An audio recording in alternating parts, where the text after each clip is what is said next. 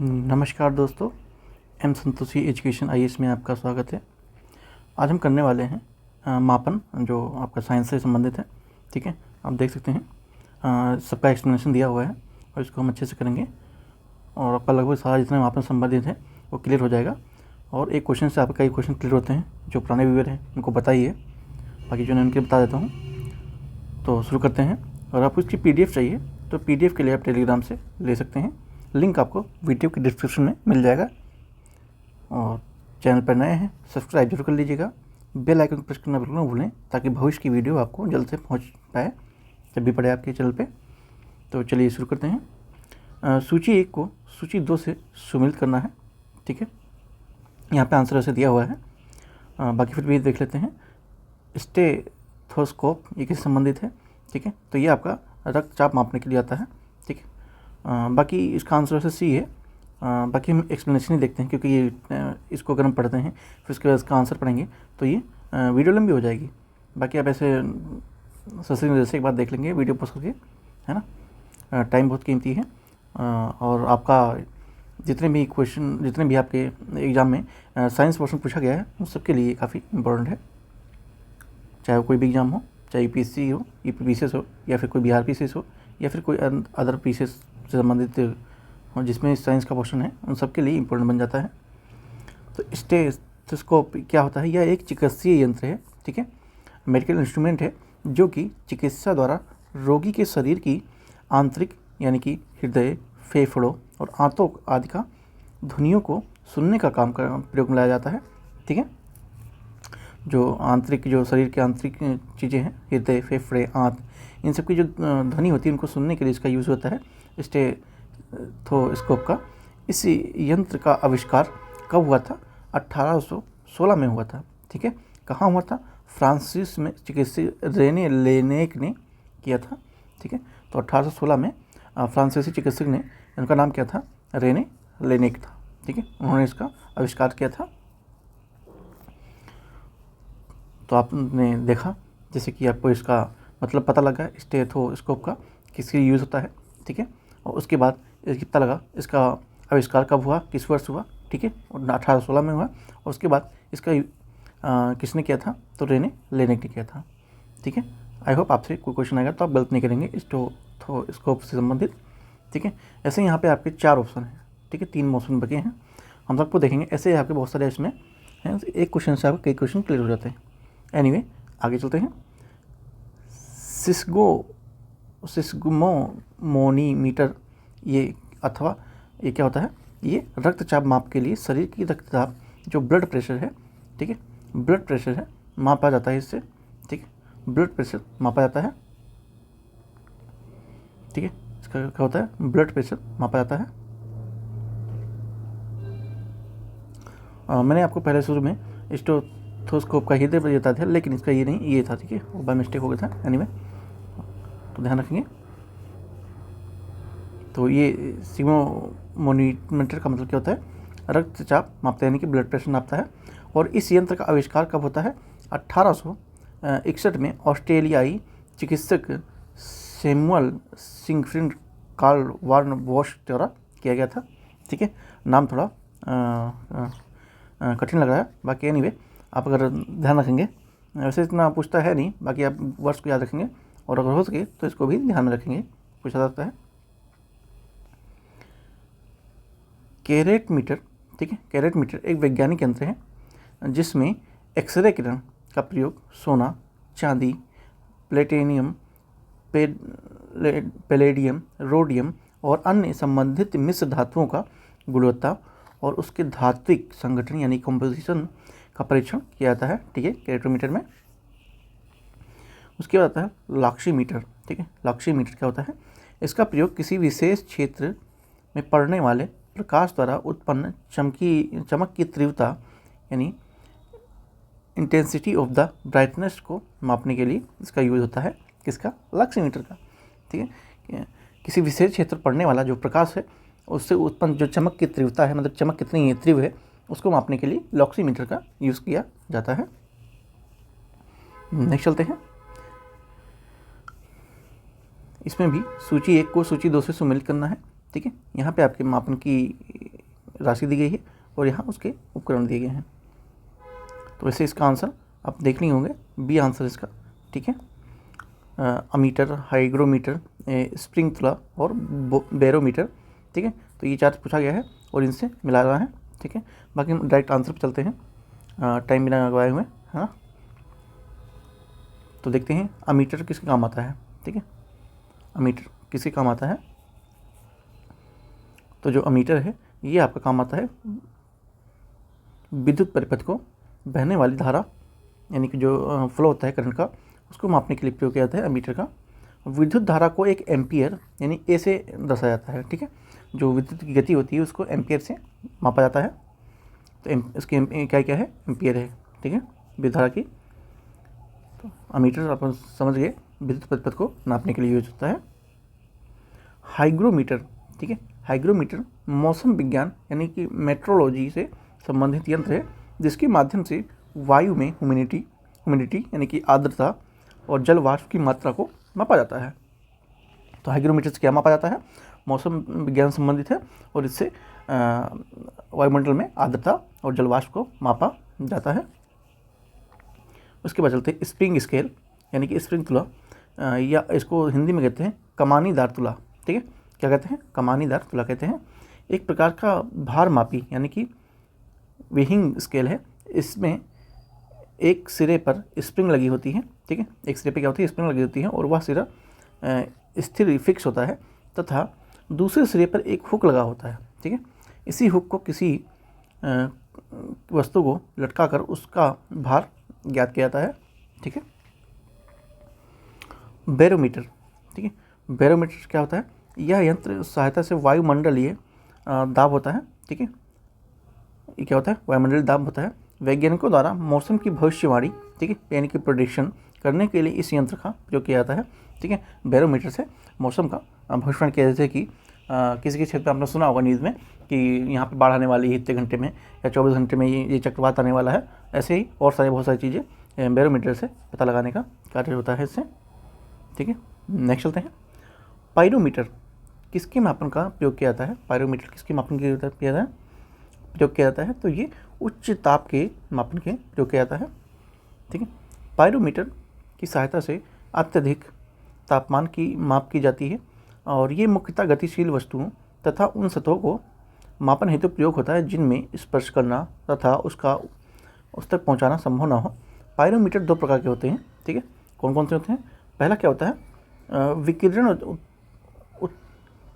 ताप मापी, ठीक है। इनमें गर्म वस्तु से निकलने वाली विकिरण को मापाकर उसका तापमान ज्ञात किया जाता है, ठीक है। होता है इसमें गर्म वस्तु से निकलने वाले जो विकिरण होते हैं उसकी माप करके उसका तापमान पता लगाया जाता है।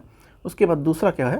प्रकाशीय ताप मापी यानी कि ऑप्टिकल राइट्रोमीटर। इसके द्वारा गर्म वस्तु की चमक यानी कि ब्राइटनेस के आधार पर उसका ताप का ज्ञात किया जाता है, ठीक है। उसी चमक के अनुसार पे उसके ऊर्जा का ज्ञात किया जाता है इसके द्वारा। दूसरे जो प्रकार का है,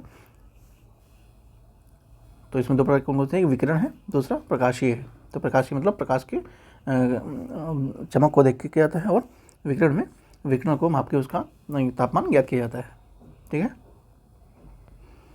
रडार का उपयोग किस में आता है? ठीक है, जो रडार है उसका उपयोग किस लिए आता है? ये आप लोग जानते होंगे, रेडियो डिटेक्टर एंड रैंगिंग, ठीक है। तो ये रेडियो तरंगों द्वारा वस्तुओं की स्थिति ज्ञात करने में काम आता है। किसी वस्तु का पता लगाने वाली यह प्रणाली है जिसमें इसमें से रेडियो तरंगे यानी कि रेडियो वेव्स के प्रयोग से किसी वस्तु की उपस्थिति यानी कि प्रेजेंस और डायरेक्शन और साथ में स्पीड भी पता लगाया जा सकता है। रडार का प्रयोग वायुयानों को गाइड करना, मोटर वाहनों आदि की उपस्थिति का पता लगाने के लिए भी किया जाता है। आसान क्वेश्चन था। निम्न में से भूकंप मापी यंत्र कौन सा है? ठीक है, भूकंप मापी यंत्र कौन सा है? तो आप सब जानते हैं सिस्मोग्राफ है, ठीक है। भूकंप मापी यंत्र यानी सिस्मोग्राफ भूकंप, ज्वालामुखी विस्फोट, वोल्केनो इरप्शन, परमाणु परीक्षण व अन्य विस्फोट के कारण उत्पन्न भूगति यानी कि मोशन ऑफ द ग्राउंड मापने में प्रयोग किया जाता वाला यंत्र है।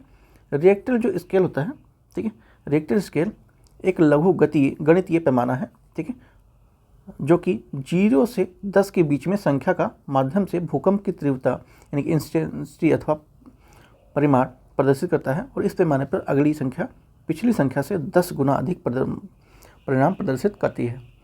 ठीक है, तो भूकंप मापी यंत्र कौन सा है? सिस्मोग्राफ है।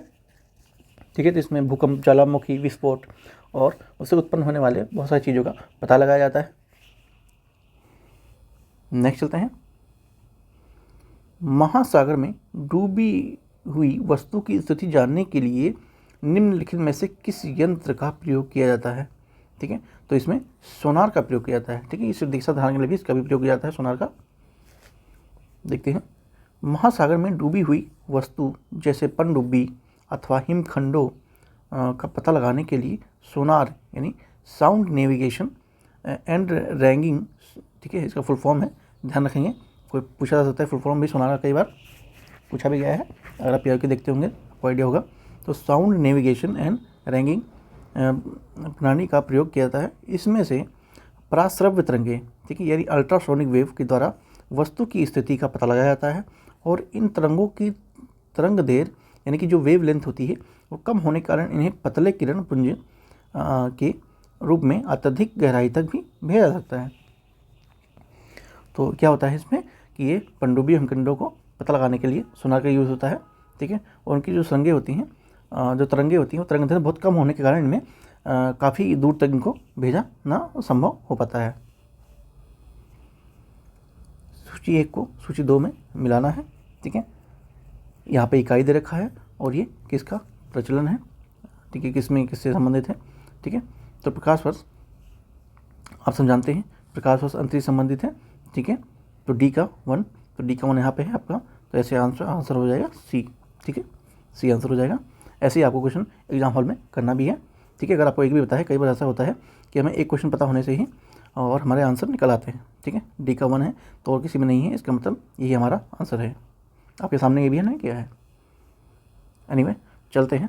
इसमें क्या पूछा है, वॉट नॉटिकल मील। ठीक है, नॉटिकल मील भी समुद्री जहाज, ठीक है, नापने के लिए किया जाता है। अभी देखते हैं एक्सप्लेनेशन अच्छे से। एनीवे, वाट शक्ति अथवा सामर्थ्य को मापने की इकाई है। ठीक है, वाट किसकी इकाई है? शक्ति अथवा सामर्थ्य को मापने की इकाई है। कार्य करने की दर को शक्ति कहते हैं। ठीक है, कार्य करने की दर को शक्ति कहते हैं। नॉट समुद्र के जहाज़ों की गति को मापने की इकाई है। ठीक है, नॉटिकल मील आपने सुना होगा। ठीक है, नॉट, ठीक है, नॉट, ठीक है, इसे नॉटिकल मील घंटा भी व्यक्त किया जा सकता है। ठीक है, नॉट से समुद्र की जहाज़ की जो चाल है उसको मापने के लिए आता है, और इसे नॉटिकल मील या घंटा में व्यक्त करते हैं। एक नॉट कितना होता है? 1800 और माफ़ कीजिएगा 852 किलोमीटर। ठीक है, एक नॉट कितना होता है? 1852 किलोमीटर। ये क्वेश्चन इंपॉर्टेंट है, ध्यान रखेंगे। नॉटिकल मील क्या होता है? समुद्री दूरी को मापने को नॉटिकल मील कहते हैं। ठीक है, नॉटिकल मील अक्षांश के 1 मिनट अथवा 1.852 किलोमीटर के बराबर होता है, जैसे कि अभी यहाँ पे हमने देखा। ठीक है, यूँ ही है, 1 मिनट 852 किलोमीटर के बराबर होता है। उसके बाद लाइट ईयर यानी कि प्रकाश वर्ष, वह दूरी जो प्रकाश द्वारा 1 वर्ष में तय की जाती है। प्रकाश वर्ष खगोलीय दूरी होती है। ठीक है, एस्ट्रोनॉमिकल डिस्टेंस होता है, उसको मापने की इकाई होती है। एक प्रकाश वर्ष बराबर कितना होता है? ये 9.461 इंटू 10⁻12 मीटर। ठीक है, इतना होता है। और उसके बाद 9.461 इंटू 10⁻12 किलोमीटर के बराबर होता है। शक्ति का मात्रक क्या है? ठीक है, तो शक्ति की मात्रक वाट है, अभी हमने ऊपर भी देखा है। किसी व्यक्ति अथवा मशीन द्वारा इकाई समय यानी कि 1 सेकंड में किया गया कार्य अथवा उसके कम करने की दर को शक्ति अथवा सामर्थ्य कहते हैं। शक्ति को जूल, सेकंड अथवा वाट में व्यक्त किया जाता है। ठीक है, शक्ति को जूल, सेकंड और वाट के रूप में भी दर्शाते हैं। नेक्स्ट चलते हैं। सूची 1 को सूची 2 में सुमेलित करना है। इसका भी आंसर आपका सी ही है। ठीक है, पूछा क्या गया है? उच्च वेग तरंगदैर्घ्य, दाब और जल प्रवाह। ठीक है, तो इनके देखते हैं। मैक उच्च वेग को प्रदर्शित करने वाला मात्रक है। ठीक है, मैक संख्या वायु में ध्वनि की गति 343 मीटर सेकंड की तुलना में वायुयानों अथवा अन्य वस्तुओं की गति प्रदर्शित करती है। कोई तरंग जितनी दूरी के बाद स्वयं को पुनरावृत्त यानी कि रिपीट करती है, वह दूरी उस तरंग के तरंगदैर्घ्य यानी कि वेवलेंथ कहलाती है। ठीक है, इसे एंगस्ट्रॉम यानी कि ए से मापा जाता है।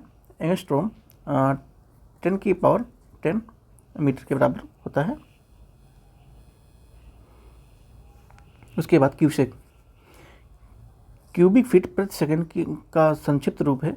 यह प्रवाह की दर है यानी कि फ्लो रेट है को प्रदर्शित करता है। एक क्यूसेक में 28.317 लीटर सेकंड के बराबर होता है। इसका प्रयोग समांतर नदियों में जल प्रवाह को मापने के लिए किया जाता है। नेक्स्ट चलते हैं। एक परस्केल यानी कि तारों के मध्य की दूरियों को मापने का मात्रक किसके बराबर होता है? तो ये आपका 3.25 प्रकाश वर्ष के बराबर होता है। पारसेक की दूरी की इकाई जिसका उपयोग सौरमंडल के बाहर स्थित सुदूर खगोलीय पिंडों की दूरी को मापने के लिए किया जाता है। एक पारसेक 3.262 प्रकाश वर्ष अथवा 3.086 इंटू 10 किलोमीटर के बराबर में होता है। एक हॉर्स पावर में कितने वाट होते हैं? ठीक है, तो आप लोग जानते होंगे एक हॉर्स पावर में 746 हॉर्स पावर होते हैं। ये हमारे 748 भी रेखा है, तो ध्यान में कन्फ्यूज नहीं होंगे। ठीक है, 746 है। ठीक, 746 है। अश्व शक्ति यानी कि हॉर्स पावर शक्ति के मापक इकाई है। एक अश्व शक्ति हॉर्स पावर 746 वाट के बराबर होता है। जेम्स वाट द्वारा अश्व शक्ति शब्द का प्रयोग वाष्प इंजनों यानी कि स्टीम जो इंजन होते थे पहले के ज़माने में भाप से चलते थे, उनके द्वारा किए गए कार्य तथा बोझ ढोने वाले घोड़ों यानी कि ड्राई हॉर्सेस की शक्ति की तुलना में किया गया था। बल का मात्रक क्या है? ठीक है, तो न्यूटन है बल का मात्रक। बल यानी कि फोर्स वह बाहरी कारण है जो किसी वस्तु की स्थिति में परिवर्तन करता है और परिवर्तन करने का प्रयास करता है। बल एक एसआई मात्रक न्यूटन है अथवा किलोग्राम मीटर सेकेंड स्क्वायर होता है। एक माइक्रोन के बराबर कितना होता है? ठीक है, तो एक माइक्रोन के बराबर 1000 मिलीमीटर होता है। माइक्रोन अथवा माइक्रोमीटर, ठीक है, अत्यंत सूक्ष्म लंबाई मापन की इकाई है। इसका प्रयोग आवरण विकिरण की तरंगदैर्घ्य, जैविक कोशिकाओं तथा जीवाणुओं तथा रेशों यानी कि फाइबर के आकार मापने में किया जाता है। एक माइक्रोन में 10⁻6 मीटर के बराबर होता है, जिसमें 1 माइक्रोन बराबर 1000 मिलीमीटर भी लिखा जा सकता है। एक नैनोमीटर में कितना होता है? ठीक है, एक नैनोमीटर में कितना होता है? तो इसमें होता है 10⁻7 सेंटीमीटर यानी कि बी ऑप्शन है। नैनोमीटर मीट्रिक प्रणाली में लंबाई मापने की इकाई है जो कि 1.0 × 10⁹ मीटर की समतुल्य है अथवा सेंटीमीटर में इसका माप 10⁷ सेंटीमीटर होता है। निम्नलिखित में से एसआई मात्रक दिया हुआ है और मात्रा दी हुई है, इनको मिलाना है। ठीक है, मिलाना नहीं, कौन सा सुमिलित नहीं है। ठीक है, तो इसमें आपका रेडियो एक्टिव पदार्थ जो है वो क्यूरी दिया हुआ है। ठीक है, तो रेडियो एक्टिव क्यूरी नहीं है। ठीक है, और बाकी इसमें लेंस की क्षमता की माप के लिए सही मात्रक डेप्टर है, दबाव का पास्कल है और ऊष्मा का आपका जूल है। देखते हैं रेडियो एक्टिव पदार्थ का क्या है। रेडियो एक्टिव पदार्थ की सक्रियता किसी रेडियो एक्टिव पदार्थ के परमाणुओं के क्षय की दर को होती है और एसआई मात्रक प्रणाली में इसकी जो इकाई बेकुरल है। क्यूरी इसका पुराना एसआई मात्रक है। ठीक है, लेंस की क्षमता का मापक डेप्टर है, जबकि इसका दाब का मात्रक पास्कल है। ठीक है, और ऊष्मा का मात्रक जूल है। तो इसका जो आपका रेडियो एक्टिव पदार्थ का जो प्रणाली हो एसआई मात्रक प्रणाली क्या है? बेकुरल है। ठीक है, बेकुरल है।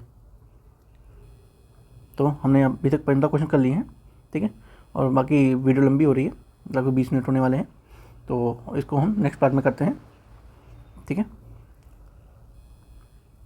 चैनल पर नए हैं सब्सक्राइब जरूर कर लीजिएगा, बेल आइकन को प्रेस करना बिल्कुल ना भूलें। पीडीएफ के लिए टेलीग्राम से ले सकते हैं। अगर आप ये पीडीएफ आपको 2 पार्ट में नहीं मिलेगी, पीडीएफ को एक ही पार्ट में मिलेगी, ठीक है। और अगर आप चाहते हैं कि वीडियो लंबी बनाई जाए, ठीक है, तो आप कमेंट करके बताइएगा, फिर हम कोशिश करेंगे एक ही वीडियो में कंप्लीट करवा दिया करेंगे, ठीक है। तो इसका आपका पार्ट 1 है और पार्ट 2 भी आएगा, ठीक है। चलिए मिलते हैं नेक्स्ट वीडियो में। Thank you so much.